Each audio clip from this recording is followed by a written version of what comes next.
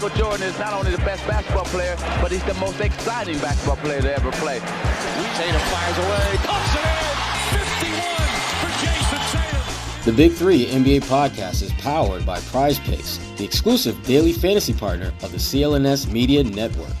Welcome to another edition of the Big Three NBA podcast. I'm your host, Sherrod Blakely, and our guest today is Keith Pompey of the Philadelphia Inquirer. Keith covers the Philadelphia 76ers, the award-winning Keith Pompey, who covers the Philadelphia 76ers. What's going on, Keith? What's good? I forgot I won an award. I don't. It's part of who you are, man. It's why you're here. We need big names. We need folks with talent, and that's certainly what you bring to the table. And speaking of talent, Joel Embiid, he's back. Sixers look way different since his return. They in the regular season winning 8 in a row, and unfortunately aren't able to get out of the play-in game.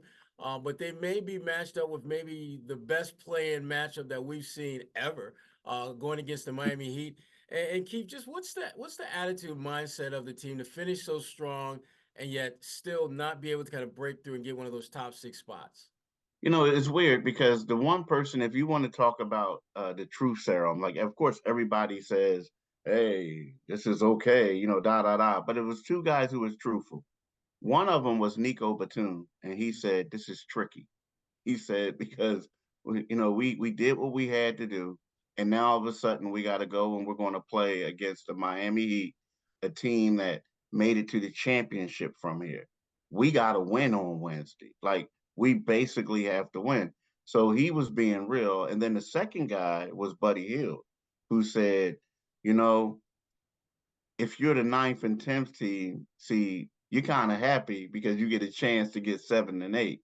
But if you're the other way, you may be a little disappointed that you got to play in the play-in game after the success that we had. So, you know, right now they feel like their momentum can carry them. And they also did beat Miami the last time they played, right, in Miami. So they feel that way. But, like, they also know that they had some tough battles with the Heat, and the Heat does some things to them defensively that they have to be prepared for, because they're not, like, beating their chest. They know that this is going to be a tough matchup. Yeah, and it's just so unusual to see 2 teams that historically have been really good, particularly this time of, well, Miami more so than Philadelphia this time of year, but this Sixers team is arguably playing the best basketball of the season at the right time to be playing that well. I'm curious, though, and we touched on it a little bit earlier, one of the reasons why they've been able to get on this nice run of late has been the play of Joel Embiid. And just looking at his minutes, you know, he's played as few as 22 since he came back, and as many as 36. I think he played 36 against Detroit, of all teams to play 36 minutes against. But it seems that his impact is undeniable, and it seems like he's still kind of ratcheting himself back. What are your impressions of Joel since he's been back? You know what? It's weird. Before when they played against Orlando, he buckled his knee. Before that, I looked at it like he's coming back. Like, he really looked good. You know, against Memphis, he had like 23 minutes. He had 30 points in 23 minutes. And that's the stuff that Joel's been doing, you know, the regular season. So you looked at it. The biggest impression, I think, is for what he does is he elevates everybody else on the floor. You know, if that makes sense. It's kind of like it's tougher to guard Tyrese Maxey. You know, Kelly Oubre is being aggressive, getting to the rim. You know, other guys are getting shots. Buddy Hield was starting to get shots that he normally hasn't gotten. And, you know, you look at Joel, you know, he's still working through the conditioning, but you can see his presence like elevate the team. It's also like they got more confidence. Like, it's kind of like when you walking down the street with your tough dude, you got a buddy that y'all grew up together and the bully was on the end of the block.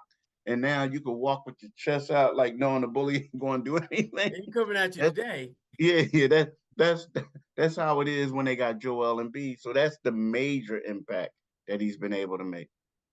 And with that being said, though, that Miami Heat game, another big name across the aisle there in Bam Adebayo. How does he normally fare against Bam? Oh, he normally gets the best of Bam because Bam is just too small for him. It's times where, before when they had bigger backup centers, they would try to do like the twins a couple sets and have another guy on Embiid. But Bam is just a little bit too small. Like you can look at Al, like Al Horford does a pretty good job against him. He's smaller than Embiid, but at the same time, I think Al is a more of a mature, more disciplined defender. So, but Bam is the type of guy that he gets in foul trouble and he shoots over him, and then he can back him down. It's just a weight and a height difference. So Bam typically struggles against him. And as much as we can go on and on about Embiid and his impact, he's not the sole reason why Philadelphia's been on his run. Who are some of the other guys that have stood out just as they made this really strong run to position themselves where they are in the postseason? You know what? A lot of people are going to say Tyrese Maxey, right? And Mm-hmm. I'll say that. But the guy that really stood out the most, the one who's been the X factor, has been Kelly Oubre. I mean, Oubre. yeah, it's been Kelly Oubre, and it's kind of like, it's one of those things where, like a guy who doesn't know his role, he wants a larger role, Mm-hmm. and sometimes you say, "Look, partner, you need to just relax, relax." But the fact that he wasn't willing to relax has benefited the Sixers. Like, there's been times when he had better games than Tobias Harris, right? So those he's really lifted them up a lot to a point where there's certain people in Philly think that he's the third best option. So I would say Kelly Oubre has been the guy who's really elevated this team. And just the fact that he's even on the floor is impressive because it wasn't that long ago where folks weren't sure if this dude was, even going to be able to get back out there and play, let alone play with a great impact. How has he been able to do, be a difference maker for them out there? What's he doing now that maybe he wasn't doing earlier this year, or he's doing it more of now? It's what I think is a little bit. A lot of it is he's bought in on the defensive end. Like here's a guy 6'7". He has a 7'2" wingspan, and Nick Nurse has got him to buy in to play in D. And there's been a couple games. One game he had 5 blocks. A couple games he had 3. A couple steals. But I think the biggest thing on the offensive end is like he's realized that I have to stay active, right? I know that Joel and Tyrese Maxey got that 2-man game going. So what I have to do is I got to crash the boards.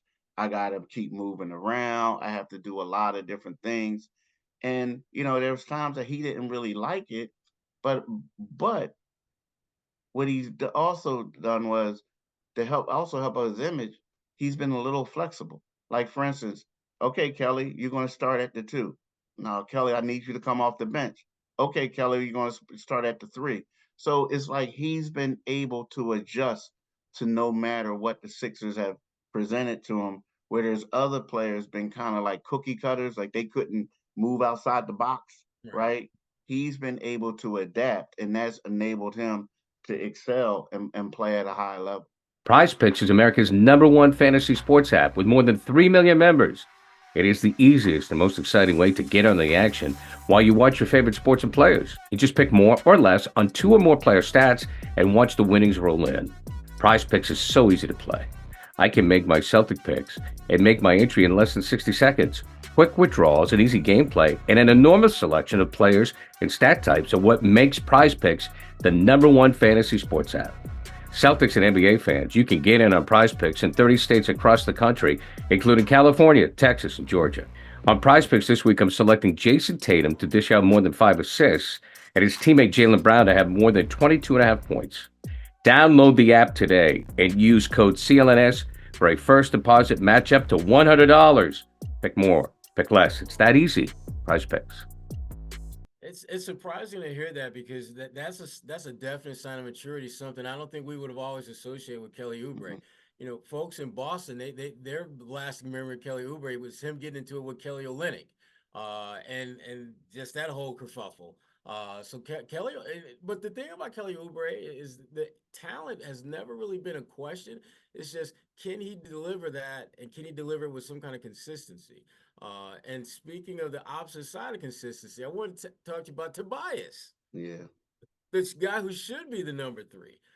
Where does he stand now with his position in the pecking order?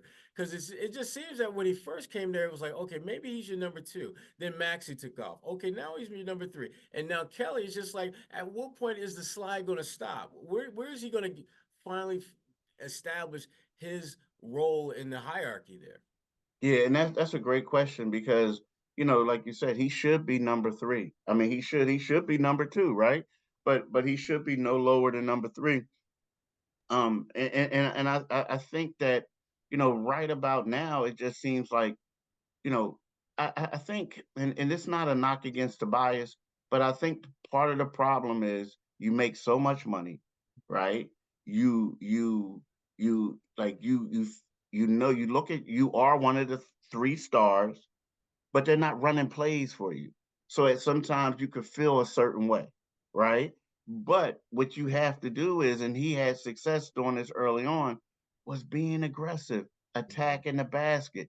Like, you got to get out of the corner. Now, sometimes what they say is, well, that's where the coach told me to go. They want me in the corner. Yeah, but you got to get out when the ball goes up. You know Right. what I mean? You have to move. So I feel like, Tobias, and is a tough spot for him because it's kind of like, okay, I'm the man, but now they got other people coming in, and they're giving them opportunities. Like, so I think that's tough. But yeah, you're right. He has to really step up because, and you know how it is in Philly. I mean, they hate Tobias Harris right about now. And I know They hate is a do. strong They word, but do. they do, man. Every day they bring up his salary, they bring up this and that. If you tweet something out nice about him, or they saying you work for the pop. You know what I mean? It's just crazy. But the thing is, in order for, like you said, when is it going to slide?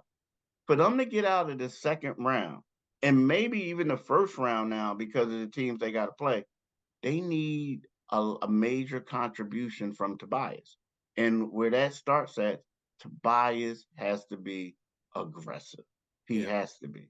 And for them to obviously get through that whole playing round and get the best seeding possible, the best they can do is a seventh seed. And if they wind up seventh, then they got to play New York. If for some reason they still get out of that and wind up eighth, they play the Celtics. Who do they match up better with? New York or Boston? Man, I want to say they're both tough. They're both tough. The way I saw New York boat race Boston last week, I would say bring on Boston. But I felt like Boston wasn't really playing. Um, I would say New York, because the thing about New York is, as good as New York looks, and this not a knock against New York. The last couple years, they've been more of a regular season team than a playoff team. The one time they had a little bit of success was when they beat Cleveland, who is in the same category. When you look at the Sixers in Boston, believe it or not, and these are two guys who have been injured for a long time. We got to think about this. Do you remember when the Sixers went to Boston in December and Joel didn't play, nor did Tyrese Maxey or Nico Batum, and they had Boston on the ropes? Mhm. Tobias struggled, and that's how they lost the game. But what they had is they played with toughness. They had Robert Covington, they had DeAnthony Melton, they had Mook Morris, they had Pat Bev. Well, the problem is Robert Covington is hurt. He's done for the year. DeAnthony Melton is most likely done for the year. Patrick Beverly is gone, traded, and so is Mook Morris. So these are guys who provide toughness and defense. So when you go up against the Celtics, like a guy like Jaylen Brown, like, you want to get physical with him. You want to do this. You always want to be on his hip. You want to prevent him from getting passes. Well, they don't have anybody that can do that right now, in my eyes. And they're saying, and if they can't do that to him, what are they going to be able to do to Jason Tatum? So when I look at the 76ers, you'll say to yourself, they got three guys. They got Nico Batum, who is a good guy, but I don't know if he can guard Tatum. Then you have Tobias, and then you also have Kelly Oubre. Like, I just don't see that the 76ers can stop them. And then I also think that Boston has the most underrated backcourt in the NBA, right? So then you put Kristaps out there, and he can stretch the floor. So what does Joel do? Do I come out? And if I come out, everybody's going back door. So, you know what I mean? I just feel like right now, if I'm the 76ers, yo, this is a must win. And Nico Batum said that. It's tricky because they will rather play the New York Knicks or whoever's number two than go to Boston and probably lose in 5 games. See, here's the thing. I think Nico's right. I mean, I think, and not only is it a must win for them to get to the next round, I think it's a must win from the standpoint of laying the ground for work for what I think could be a trip to the Eastern Conference Finals. When you start looking at that side of the bracket, I mean, you're either going to play, if they get past Miami, which I expect them to do, then you're going to play New York, which a team with no Julius Randle, much more beatable. Then if you could get past that round, then you're looking at either Milwaukee or Indiana. And Milwaukee is very beatable, very beatable. And Indiana, they ain't playing no defense. So all you got to do is be solid defense, solid offense, and defense is all right. And you're gonna get past them. I see Boston and Philly in the conference finals.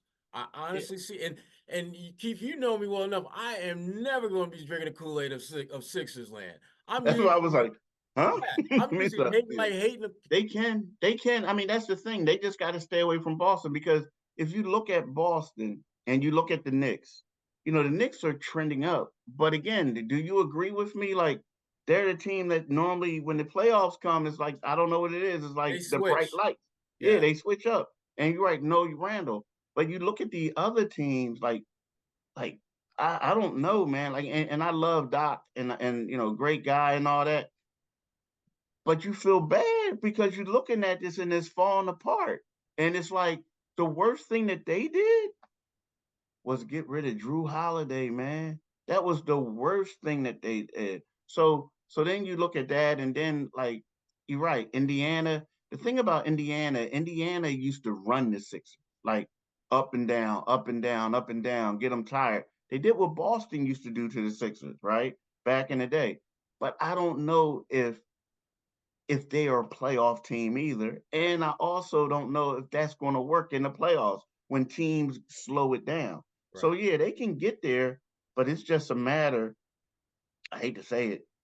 The Sixers, the toughest two things that they have is going playing Miami, because we all know how Spo can coach, right? Nick Nurse is a good coach too.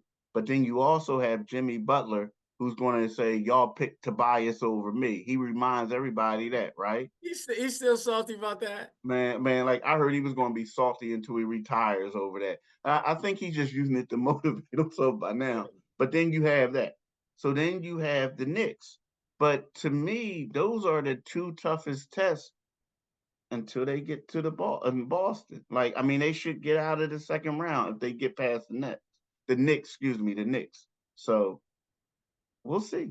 Yeah, I love the fact that the way that this thing is shaping up is that there's a game of interest at almost every stage of this postseason, even the play-in. In fact, you know that Philly Miami game is probably going to be one of the most watched playing games ever because you're talking about two teams that, if we're being honest and keeping it 100, probably shouldn't be in a playing game. Certainly Philly, though. I mean, the Joel injury. There's no. I was talking to someone about this the other day. If you give Philly 5 more games with Joel. Forget that. Give him like maybe 3 more games with Joel. They're probably a 3, 4, 5 seed. Yeah. Because they're probably going to win those games because he's been that impactful. And to your point, other guys have stepped up. Other guys feeling good about themselves. They got Big Bro back now. They got Big Brother back there. So now they feel like they can beat anybody. And they have done that game in and game out. One person you mentioned that we haven't really talked much about, and I think we would be remiss if we didn't get into it a little bit, is the head coach, Nick Nurse. Nick, I don't know how many coaches could have navigated their teams to this point when you're a guy that you lean on so much in Joel, misses significant time, and you don't have there's not like there's a 1B. I mean, it's like Joel, and it's a big ass drop off for the next best player. To be able to still get to the postseason and be playing as well as they are, talk about what Nick Nurse has been able to do. Well, he's done a lot, man. And the thing about it is, you know, I had to call people from Toronto and ask them questions about him because he switches it up a lot, and they said that's what he does in the regular season, but he's always thinking ahead to the playoffs. So when you talk about Nick Nurse, right, you got to go back from the beginning when James Harden was there. James Harden refused to play. Right, they go to the first player, the first game. He's trying to sneak onto the team playing. Then all of a sudden they're like, nah, and then they trade him, and then they bring in all these dudes who was basically riding the bench for the Clippers. And then next thing you know, they play Boston, and we're like, whoa, they may be pretty good. Yeah. I mean, this team may be really good. So you look at it, and then you lose Joel. I mean, the things that Nick Nurse has been able to do, I'll say he's adjusted and adapted on the fly. Like when everybody thought that they were going to take a step back, next thing you know, like they look relevant early on. He got all these new guys in who, let's be real, was sitting the bench for the Clippers, and he made them all like valuable role players for the Sixers. And then Joel gets hurt. They struggle, and now all of a sudden they're back. But before Joel got hurt, the Sixers, in my opinion, was the second best team in the East. They were like a half a game away from Milwaukee, but you were looking forward to them playing Milwaukee because you knew they was going to get them. Like you knew they were going to get them. So you're right. If they would have played 5 more games, they would have been fine. But the thing is, the one thing I will say about this Sixers team though, and Sherrod, you the same way, it's kind of like I feel like they did lose some toughness though. I mean, I think they lost 2 grimy dudes. Now, I love what Kyle Lowry brings, but Marcus Morris, Mook Morris, and Pat Bev, like they lost 2 grimy dudes, man. And I think you need that in the playoff run because you got to get in people's heads. Yeah, you do absolutely, and pretty much every team that wins a championship has one or two of those guys that are that's literally their specialty. It is grind, and that's one of the concerns and questions about the Celtics, whether they got enough grinders. I know that when they have played, teams like Milwaukee, and your boy Pat Bev like tries to get in the face of Peyton Pritchard. Peyton Pritchard don't back down. I'm just like, wait, what? And I mean, like literally getting it and that's the kind of stuff that you just don't see. The playoffs have a tendency to bring that out. If you got some dog in you, the playoffs will bring that dog out of you.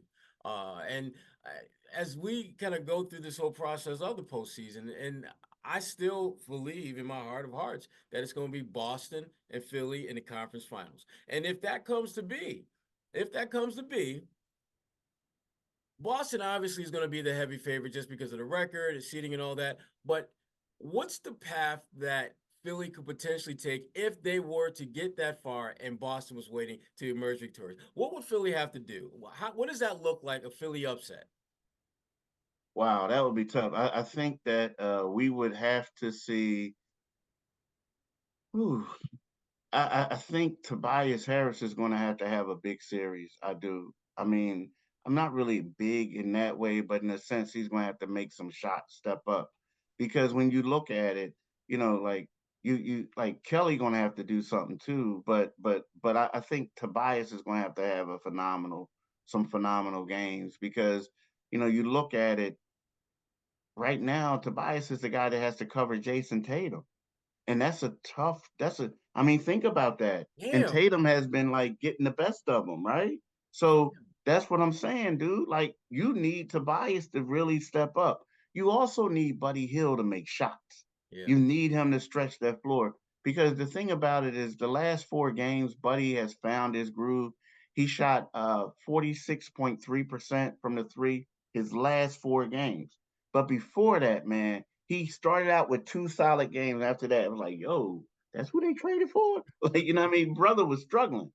So it's kind of like, I think Tobias has to play well and Buddy Hill has to knock down shots because his knocking down shots is going to basically open things up for Embiid and Maxey to maneuver a little bit. So that's what it is. That's what it is.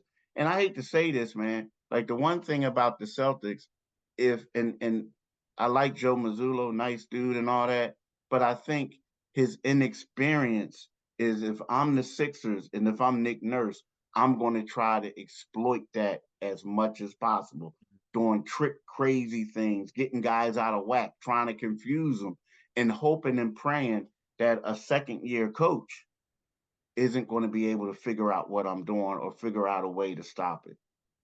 Yeah, I mean that's what I would do if I were Nick Nurse. Joe's done a good job this year, obviously. But as we know, the playoffs are a different animal for players and for coaches. Whatever your weaknesses are, they're going to be your opponent is going to try to exploit them. Whatever your strengths are, they're going to try to tamper those down. So that will be an interesting, cat and mouse game between Joe and Nick if we get to that point, which I think we will. I'm looking. I've gone up and down, back and forth, inside out, and if Philly can get past Miami, I don't see any of the teams that will be in their way keeping them from getting to the conference finals. Because the thing I always come back to, Keith, is this: can you beat this team 4 times? When I'm thinking about teams that I expect to go, and I don't think Milwaukee can beat them 4 times. I don't think Indiana can beat them 4 times. And because of that, they should automatically go into the next round. But we will find out in due time. In due time, my friend. The Miami Heat and the Philadelphia 76ers play on Wednesday night. The winner moves on to be the number 7 seed, where they will play the New York Knicks in the best of 7. Knicks most likely will be favored against both of those teams. I don't care. I still got Philly, which is crazy coming from these lips because these lips almost never got Philly unless we talk about the Philadelphia Eagles. That's why Keith is tripping like, wait a minute, what the hell happened to Sherrod? But No, right? I know, right? I'm believing in this team this year, though, man. I like what I see. I like what I see. And that, my friends, is all we got today. Keith, thank you for coming on the Big 3 NBA podcast here. And again, looking forward to seeing you down the road. Hopefully see you in the conference finals. That's it. We got all the time today. But folks, thanks for tuning in. Thanks for our guest, Keith Pompey, for being here. And we will see you later.